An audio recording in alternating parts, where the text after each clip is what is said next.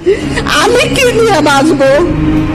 আমার জিসান এখন বলে আম্মা আমার কিছু হলে তোমাকে আমি কার কাছে রেখে যাবো? আমাদের তো কেউ নাই। আমার জিসান যদি ট্রিটমেন্ট না পায় তাহলে উনি কিভাবে সিঙ্গাপুর যায় ট্রিটমেন্ট করে? আমাদের 80 ভাগ খরচ তারা বেয়ার করছে। ইভেন আমার কালকে কেমন আমার কখনো চিন্তা করতে হয় নাই আমার কেমনটা কিভাবে আসবে, আমার রেডিওটা কিভাবে আসবে।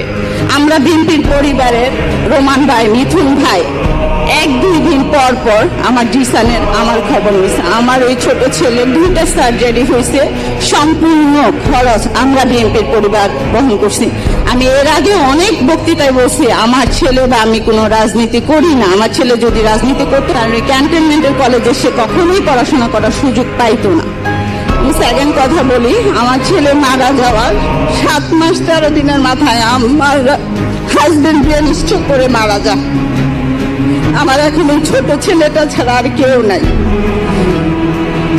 আমরা বিএনপির পরিবারের তারেক রহমান নিজে আমাকে খোঁজে, ওর সার্জারির আগে লন্ডন থাকা অবস্থায় আমার সাথে কথা বলে। ইভেন উনি বলে আপনার ভাইরা যেমন আপনার পাশে আছে, আমি ইনশাল্লাহ আপনার পাশে থাকি যেখানেই থাকি। এটা তো কোনো রাজনৈতিক দলের পক্ষ থেকে আমি পাই নাই, আমি মানুষ হিসেবে ওনার কাছে সাহায্য পেয়েছি। আমার মতো সাধারণ মানুষ ওনাকে কোনোভাবেই প্রেস করতে পারতো না। উনি যদি আমাকে প্রেস না করতো, আমার পাশে না দাঁড়াইতো, আমার দিন শেষে বলতে হবে আমরা বিএনপির পরিবার কোনো রাজনীতির সাথে আমার দিক থেকে আমি মনে করি তারা পক্ষপাতিত্ব করে নাই। আমি বিগত 17 মাসে ওনাদের কাছ থেকে যে সাপোর্টটা পাইছি, আমি আমার কৃতজ্ঞতা বোধ থেকে, আমার দায়িত্ব বোধ থেকে, আমার আনুগত্য থেকে আমার স্বীকার করতে হবে আমরা বিএনপির পরিবার ভবিষ্যতেও আমাদের এই শহীদ পরিবারের পাশে ইনশাল্লাহ থাকবে।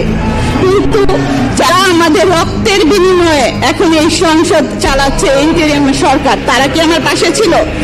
আমার ছেলে চিকিৎসার জন্য আমি স্বাস্থ্য উপদেষ্টার কাছে 3 দিন গেছি। আমার এই অসুস্থ ছেলে নিয়ে একদিন সকাল 9টা থেকে 4টা পর্যন্ত গেছি। উনি আমাকে বলছে জিসান ট্রিটমেন্ট পায় না। আমার জিসান যদি ট্রিটমেন্ট না পায় তাহলে উনি কিভাবে সিঙ্গাপুর যায় ট্রিটমেন্ট করে? এই উত্তরটা আপনাদের কাছেই রেখে গেলাম, আপনাদের কাছে আমি রেখে গেলাম। আমার জিসান যদি না পায়, আমার তো এই দুনিয়াতে আর কেউ নেই। আমার বড় ছেলে আমাকে আদর করে ডাকতো আম্মু মা। আমি ওর সাথে রাগ করলে বলে কি আমি তোমাকে একবারে 2টা মা ডাকি। আজকে 17 মাস হয়ে গেছে আমাকে তাও কেউ আর আম্মু মা ডাকে না। আমার বড় ছেলে মারা যাওয়ার 1 সপ্তাহ আমি বলছিলাম জিসান অসুস্থ ছিল যে জিসান তুমি আমাকে ছেড়ে যাও না। আমার বড় ছেলে আমার পাশে শুয়ে বলছিলাম জিসান ছেড়ে গেল আমি যাবো না। আমার বড় ছেলে তো আমাকে ছেড়ে গেছে, আমি কি নিয়ে বাঁচবো? আমার জিসান এখন বললাম